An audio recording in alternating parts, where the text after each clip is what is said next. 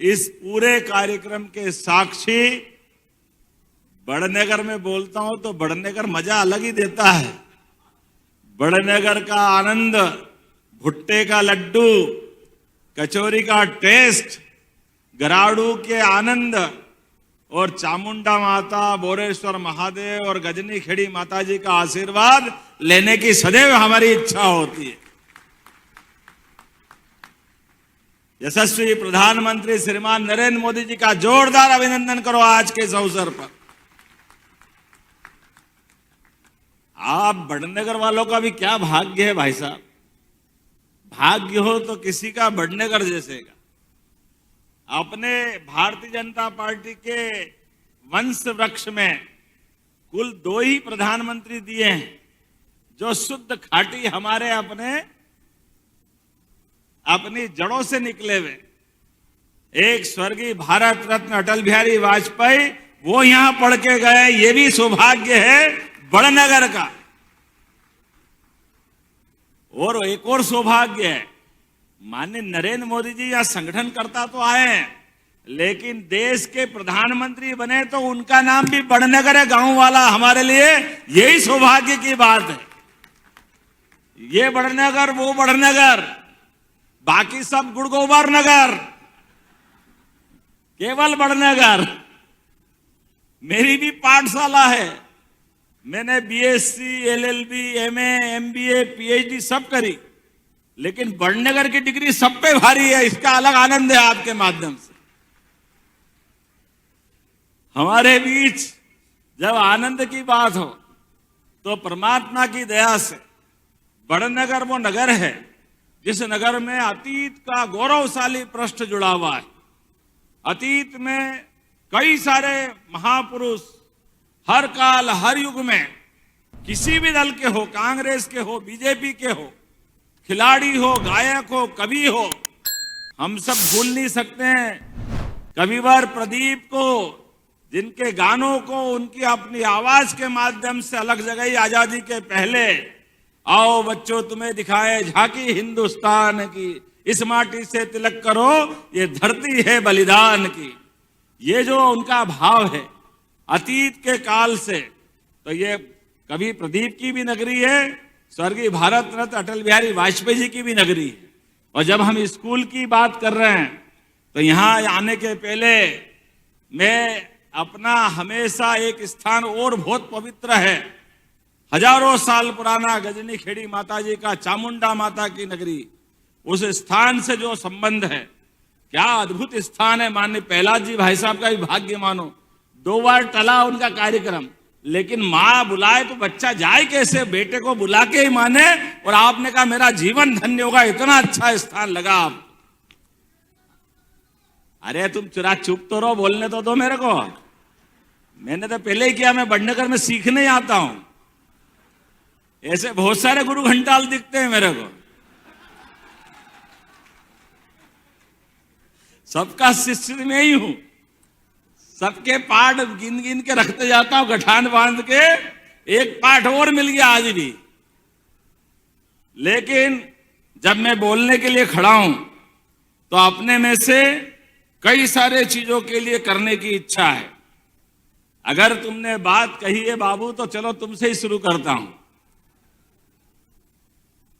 गजनी खेड़ी पंचायत का नाम अब चामुंडा माता नगरी के रूप में जाना जाएगा। बोले चामुंडा माता की। हमारे लिए सौभाग्य की बात है, अद्भुत स्थान है। मां बुलाए, बेटे दौड़े दौड़े आए। मैं कोशिश करता था हर नवरात्रि में आने की, लेकिन अब ये आपने बड़े संकट में डाल दिया। नवरात्रि में हूं तो आपके दर्शन बिगड़ जाए, इसलिए डर के मारे कम आता हूं कि बगैर नवरात्रि के चलो, ताकि किसी के दर्शन में व्यवधान नहीं हो। मां तो हमको पूरे 365 दिन 24 घड़ी हर क्षण आशीर्वाद देने के लिए बैठी है। तो स्वाभाविक रूप से मुझे इस बात का आनंद है। और माननीय कलेक्टर साहब यहाँ मौजूद हैं। गजनी खेड़ी के अंदर आप नए विकास का प्रस्ताव बुलाओ, हम सब मंजूर करने की यहीं से घोषणा करते हैं। और गजनी खेड़ी के बाद एक और नाम अटकता है, वो नाम है मौलाना।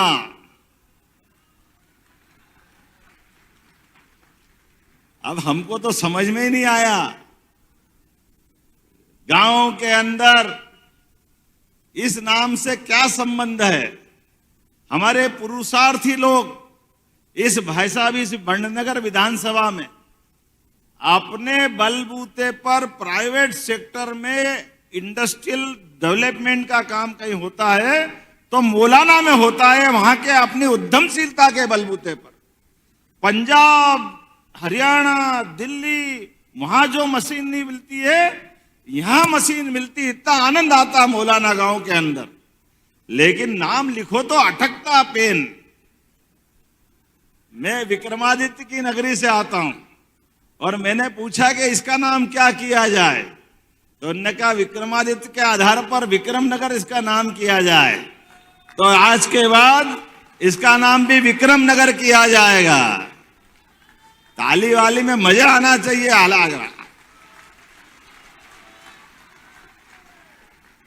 अब तुम ज्यादा नहीं बजा रहे हो तो अगली घोषणा नहीं करूंगा। अगर आप साथ दोगे तो आगे बढ़ूं, या नहीं तो आगे दूसरी बात चालू कर दूं। पीछे वाले आलसी लग रहे हैं, उधर से भी आवाज नहीं आ रही आखिरी से। अच्छा, दोनों में कंपटीशन करो, इधर ज्यादा जोर से बजाते कि वो पहले तुम बंद रखना, उधर से बजवाता हूं।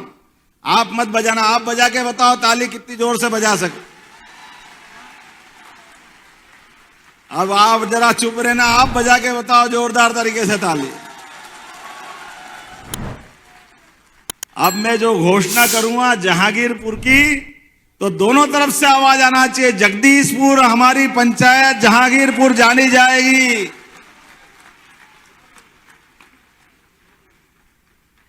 आगे से हमारे अपने आराध्यों को नमन करने की जो गौरवशाली परंपरा है, काल के प्रभाव में क्यों नाम रखा हमको नहीं मालूम, लेकिन जहां के जो मानने वाले हैं उनका अपना सम्मान है, उनका आत्मसम्मान है, उनकी अपनी सनातन संस्कृति में विश्वास है।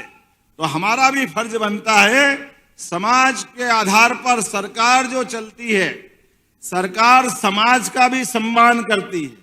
और जाने अनजाने इस प्रकार से कोई नाम किस कारण हुए मालूम नहीं, लेकिन इन नामों से जो अटकता है वो संशोधित करने वाली सरकार भी हमारी सरकार है, माननीय मोदी जी के नेतृत्व में। जब बंबई का नाम मुंबई हो सकता है, मद्रास का नाम चेन्नई हो सकता है, ऐसे नाम जब बदले जाते हैं तो हमारे छोटी छोटी पंचायत के नाम क्यों नहीं बदलना चाहिए। और ये तो हुई पंचायतों की कहानी, लेकिन जब स्कूल की बात कर रहे हैं, मुझे बताया गया कि स्वर्गीय भारत रत्न अटल बिहारी वाजपेयी बड़नगर से पढ़ के गए हैं। उनकी प्राथमिक शिक्षा में यहाँ का गौरवशाली स्वर्णिम पक्ष जुड़ा हुआ है, इसलिए इस स्कूल का नाम भारत रत्न अटल बिहारी वाजपेयी किया जाता है। हमारा स्कूल सदैव सारे क्षेत्र के स्कूलों का मुकुटमणि की तरह है, आनंद के साथ दिखाई देता है। इसलिए स्वाभाविक रूप से जब स्कूल में आए तो स्कूल का भवन, उसकी विशालता, भव्यता, अंदर का सुशासन, अंदर की व्यवस्था, गायन, क्या बढ़िया बच्चियां गा रही थी। और हमने जरा छेड़ा तो उनने बच्चों ने सुनाई दिया, जो राम को लाए हैं हम उनको लाएंगे। ये भविष्य की आवाजें आ रही है। जब राम को लाए हैं हम उनको लाएंगे तो जमुना जी वाले ने क्या बिगाड़ा।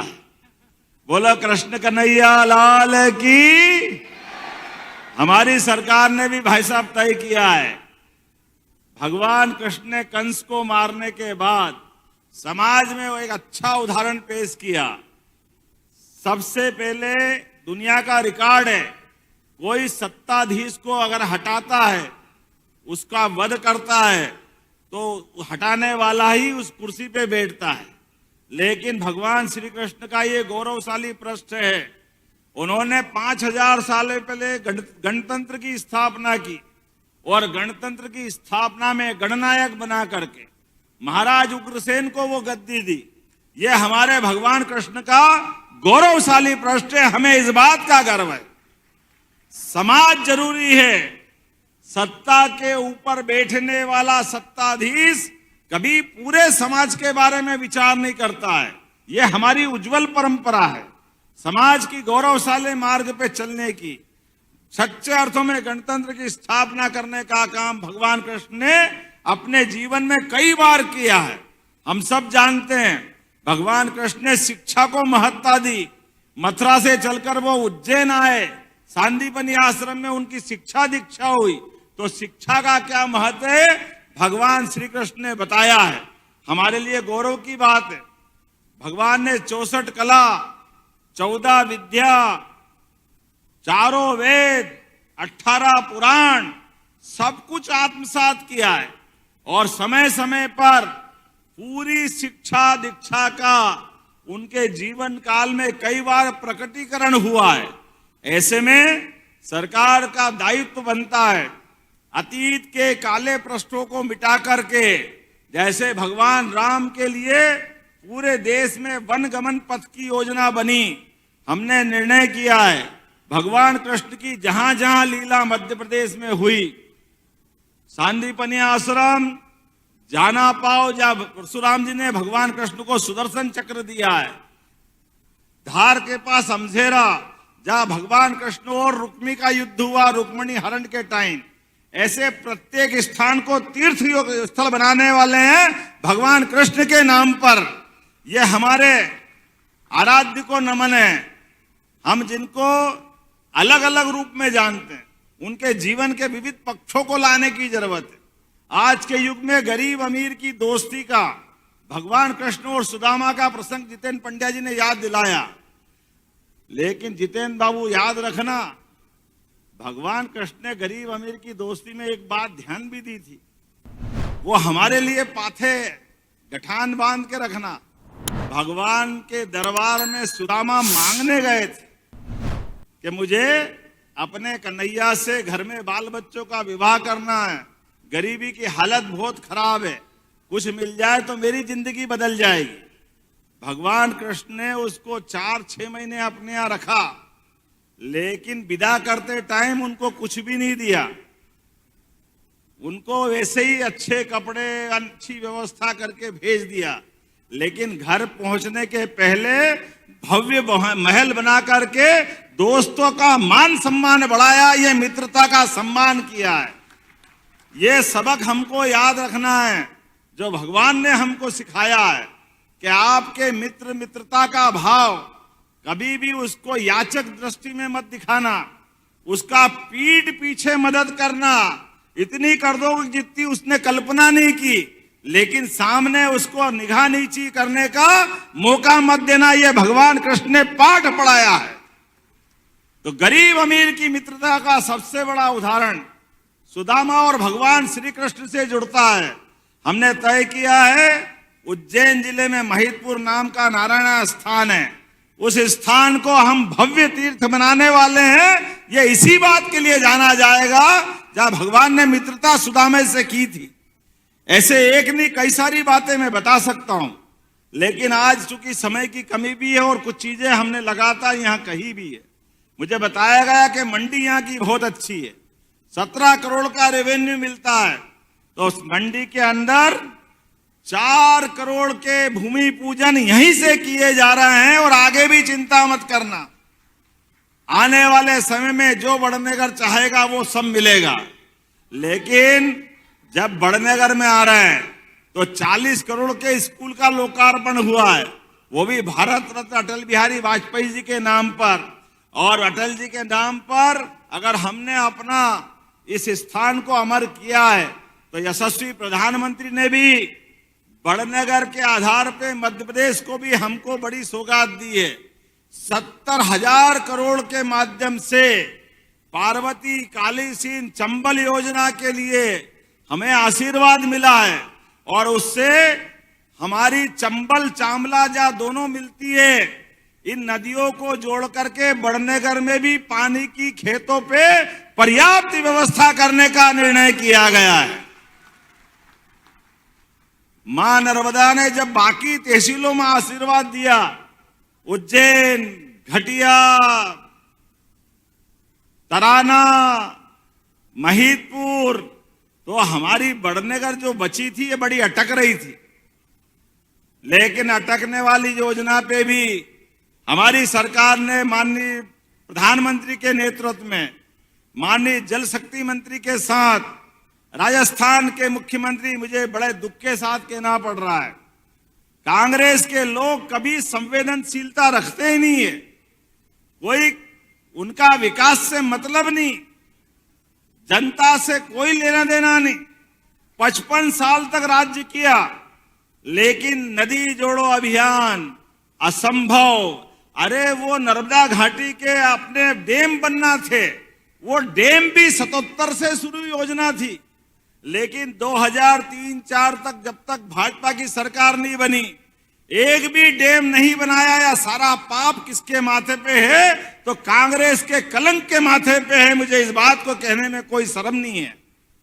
कांग्रेस के लोग कभी जनता का भला करना नहीं जानते, और इसी के कारण से कांग्रेस की दुर्दशा हुई है।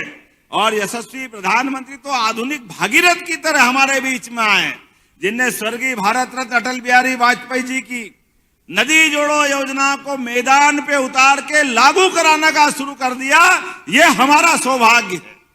और उसी के बलबूते मध्य प्रदेश तो वो राज्य है जिसने 20 साल पहले से राजस्थान के साथ झंझट चल रही थी, हमारी पार्वती काली सिंध चंबल योजना को लेकर के, एक झटके में माननीय मोदी जी के सामने राजस्थान के मुख्यमंत्री बैठे, हम बैठे, जल शक्ति मंत्री बैठे, 70,000 करोड़ की योजना एक झटके में मंजूर करके पूरे क्षेत्र को आनंद में डुबाया है।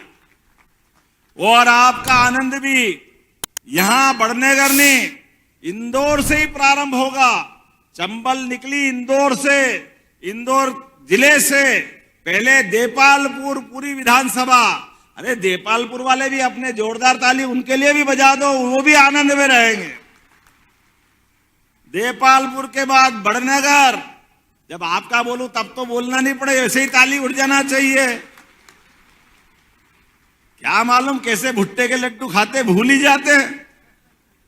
ऐसा आनंद आता है बड़नगर में कि जैसी बात करते जाओ खत्म ही नहीं होगी।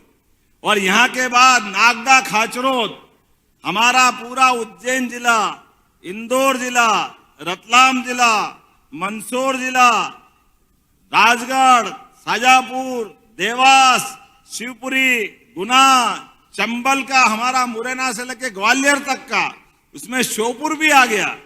13 जिलों के अंदर पार्वती काली सिंध चंबल योजना के माध्यम से पानी मिलेगा। और बुंदेलखंड जो केवल पानी के अभाव में हर साल पलायन करते थे, बड़े दुख के साथ कहना पड़ेगा, बुंदेलखंड में केवल निचोड़ने का काम कांग्रेस ने किया था। अभी यशस्वी प्रधानमंत्री के माध्यम से हमारी सरकार को 1 साल हुआ, ये दोनों 1,75,000 करोड़ की योजना का भूमि पूजन करके शुभारंभ हो गया। ये हमारे लिए आनंद की बात है। एक नहीं, बहुत सारी प्रकार की बातें, लेकिन आज तो हमने अपने बच्चों के स्कूल का लोकार्पण किया है। यहां पर बड़नगर के अंदर भी माननीय मंत्री जी, हमने हमारी सरकार बनने के साथ संभाग की रीजनल इंडस्ट्री कॉन्क्लेव प्रारंभ की। हर संभाग के अंदर उज्जैन, ग्वालियर, जबलपुर, सागर, रीवा, अभी शहडोल भी होने वाली है, और थोड़े दिन पहले नर्मदापुरम में की, पुराने होशंगाबाद जिले में। 4 लाख करोड़ का निवेश हमको मिला है, और 3 लाख से ज्यादा लोगों को रोजगार मिलेगा। यह हमारी सरकार ने निर्णय किया। और मुझे इस बात की प्रसन्नता है, जब मैं ये 4 लाख करोड़ का निवेश बता रहा हूं, तो 35,000 करोड़, 3,500 करोड़ की आपके यहां की योजना मिली है। बड़नगर के अंदर एक बड़ा कारखाना बनने वाला है। किसको कहते हैं? 3,500 करोड़ जहां बड़नगर के अंदर लाले पड़े थे और अब तो चारों उंगली घी में, और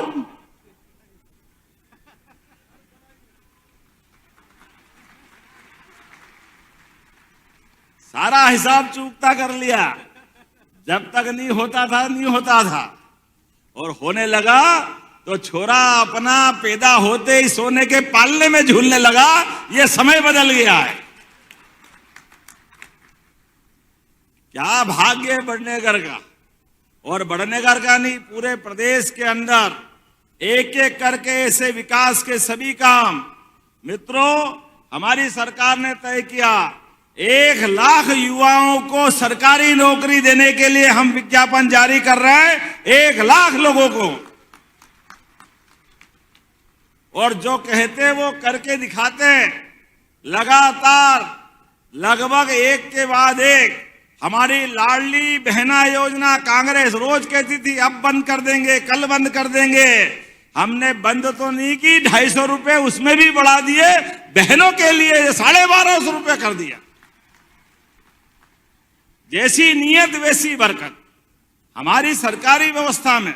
माननीय मंत्री जी, बताना चाहूंगा, माननीय मोदी जी ने अपने जीडीपी बढ़ाने का टारगेट दिया है। हमारी सरकार जब आई तो 3.25 लाख करोड़ का बजट हमारा था। हमने तय किया 5 साल के अंदर 7 लाख करोड़ तक हम अपने इस बजट को पहुंचाएंगे। 7 लाख करोड़ तक अपनी एक एक करके सारी योजनाओं को। मेडिकल कॉलेज 2003-4 तक केवल 5 थे। जब हमारी सरकार बनी तो 12 हो गए, और सरकारी 13 प्राइवेट थे, और 3 मेडिकल कॉलेज हमारी सरकार के समय प्रारंभ हुए। आज की स्थिति में 17 मेडिकल कॉलेज सरकारी, और अभी हम टेंडर लगा करके उसकी सारी फॉर्मेलिटी कर रहे हैं। 14 मेडिकल कॉलेज इसी साल और मिलने वाले हैं अपने प्रदेश के अंदर। ये हमारी सरकार का संकल्प है। हमारे बच्चे डॉक्टर बने, वकील बने, इंजीनियर बने। आज ही मैं सुबह विक्रम विश्वविद्यालय के अंदर डेयरी टेक्नोलॉजी के नए कोर्स का शुभारंभ करके आ रहा हूं। इस देश के अंदर भारत में मध्य प्रदेश 3रे नंबर पे दूध उत्पादन में, लेकिन दूध उत्पादन क्षमता हमारी 9% है। हमने तय किया इसको 20% तक ले जाएंगे। हमारी खेती की आमदनी से किसान की जिंदगी बदले, अच्छी बात है, लेकिन दूध उत्पादन में भी उसकी महत्ता बढ़ना चाहिए। इस देश की पहचान तो दुनिया में दूध दही की नदियां बहती थी, इस नाते से जानी जाती थी। इसलिए हमने निर्णय किया है फसल के बोनस की तरह दूध खरीदने पे भी बोनस हमारी सरकार देने वाली है, दूध खरीदने पे भी। और जिनके घर गाय वो सब गोपाल, जिनके घर गाय का कुल वो घर घर गोकुल। तो हमने तय किया कि 10 से ज्यादा जो गाय पालेगा उसको गाय खरीदने पे भी अनुदान हमारी सरकार के द्वारा दिया जाएगा। बड़ी नगर पालिका, नगर निगम 10-10 हजार की गौशाला ला रही। भोपाल, इंदौर, उज्जैन, ग्वालियर, जबलपुर, हमारी गाय माता 33 करोड़ देवी देवता का वास है उसमें। इसलिए गोवंश को मारा मारा फिरने नहीं देंगे। हमारे पास प्रबंधन करना है कि कोई भी आवारा पशु गाय माता सहित अगर आपके खेत या आसपास में रहेगी, हमारी सरकार गौशाला में लेके उनका लालन पालन का सारा खर्चा हमारे द्वारा उठाया जाए। ऐसे कई मामलों की सौगात लगातार सरकार के द्वारा दी जा रही है। आज के इस अवसर पर मैं अपने दिल से हमारे अपने केंद्रीय मंत्री जी का अभिनंदन करता हूं। आज ही वो ओंकारेश्वर बीते कल गए थे, जब हमारे डैम के ऊपर फ्लोटिंग सोलर प्लांट देखा। पानी भरा हुआ है डैम के ऊपर, तो उसके ऊपर भी क्या उपयोग करना चाहिए। हमारी सरकार ने सोलर पंप के आधार पर वो प्लांट लगाया ताकि अपना पानी भी फालतू नहीं उड़े और उससे बिजली अलग उत्पन्न हो जाए। ये भारत का नहीं, देश का, दुनिया का पहला प्लांट है जो ओंकारेश्वर में लगा। माननीय प्रधानमंत्री जी शुरुआत कराई है। कभी मौका पड़े तो अद्भुत वो स्थान देख के आ सकते हो। आज के इस अवसर पर जब मैं भाषण देने के लिए खड़ा हूं तो मेरे मित्र, हमारे यहाँ के विधायक उनने 2 डिमांड फिर पकड़ा दी। मैं इनसे कह रहा था आज जो बोला वही बहुत है, थोड़ा जरा शांति रखो, 1 ही साल हुआ है, अभी और भी आता रहूंगा, आऊंगा कि नहीं आऊंगा, तो लगातार मिलेगी। लेकिन जब आपने कहा है तो हमारे बड़नगर विधानसभा में मटर, प्याज, लहसुन, गाजर, आलू, ये सारी की सारी हमारी जो फसलें होती है इनके लिए फूड प्रोसेसिंग यूनिट लगाने की आपने मांग की। हम कोशिश करेंगे बहुत जल्दी फूड प्रोसेसिंग यूनिट यहां लगाया जाएगा।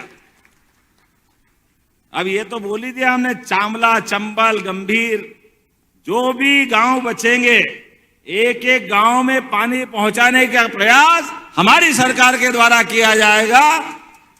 रहीमन पानी राखिए, बिन पानी सब सून, पानी गए न उबरे, मोती मानस चून। मुझे मालूम है पानी की महत्ता क्या है। मोती की चमक पानी से है, खेतों की चमक पानी से है और चेहरे की चमक भी पानी से है। यशस्वी प्रधानमंत्री के नेतृत्व में सब चमक बरकरार रखेंगे। बहुत बहुत धन्यवाद। भारत माता की जय। ऐसी ही खबरों के लिए हमें लाइक करें, शेयर करें, फॉलो करें और YouTube पर सब्सक्राइब करें और बेल आइकन दबाना ना भूलें। साथ ही ताजा अपडेट्स के लिए हमारी वेबसाइट swadesh live.com पर जरूर जाएं।